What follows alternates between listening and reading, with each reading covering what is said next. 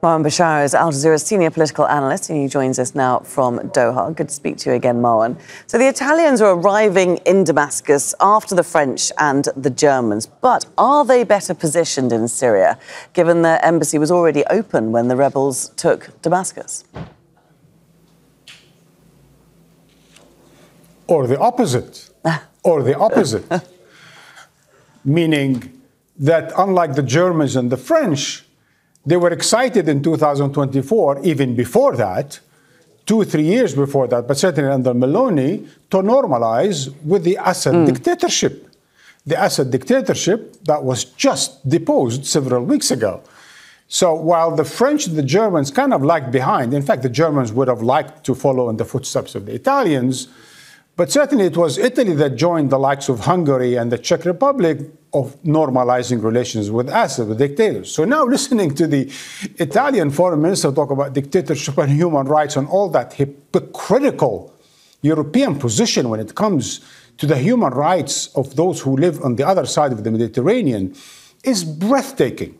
Anyway, be that as it may, the Italians are trying to catch up with the French and the Germans because that's their obsession in Europe. Italy feels like it's always been left out, and Meloni is very upset with the French and been trying to compete with the French in North Africa and in Africa itself. And certainly now they are racing towards normalizations with the likes of Syria because they do want, part of the business, as it were. It's not about human rights.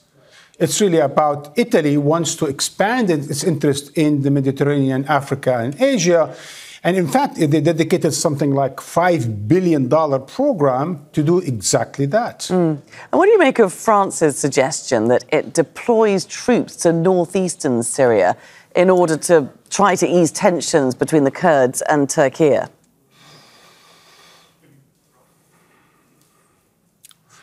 Three things came to mind when I heard that. One is, why the hell do the French want to deploy more troops after their troops have just been kicked out of Africa? Not from one state, not from 2 states, more than that.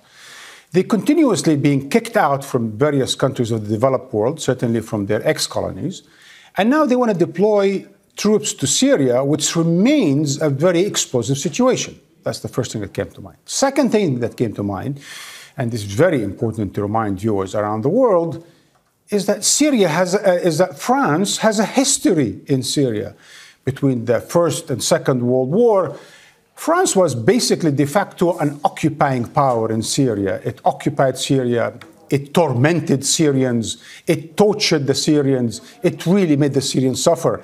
So Syrians have memory when it comes to French troops in their soil. Last, when it comes to the Turks, of course, Turkey feels totally in opposition to any such French deployment because they don't want any Western powers in Syria. Turkey would like to dominate Syria if it can, but it certainly doesn't want to compete with others. Already they have the Americans. They are hoping that Trump will work with them in trying to find a solution to both the Kurdish question and the ISIS question, because as we all know and we've been reporting, the Kurds have been kind of, containing the ISIS issue, imprisoning, many thousands of ISIS fighters. But that would need to be resolved not by Turkey, not by the United States, and certainly not by France. It would have to be resolved by Syria, Iraq, and Turkey, meaning the unity of Syria, the unity of Iraq, and the cooperation with Turkey will take care of that Kurdish question, will take care of the ISIS question. Because without the unity of Syria, without the unity of Iraq, we're going to find ourselves back into an attempt to divide Syria, an attempt to divide Iraq, and clearly to get Turkey involved militarily. And that's not going to be good to anyone. Bringing the French and the Americans into it, my God, this is just one big mess. OK, Marwan Bishara, many thanks indeed for taking the time to join us once again there from Doha. Make sure to subscribe to our channel to get the latest news from Al Jazeera.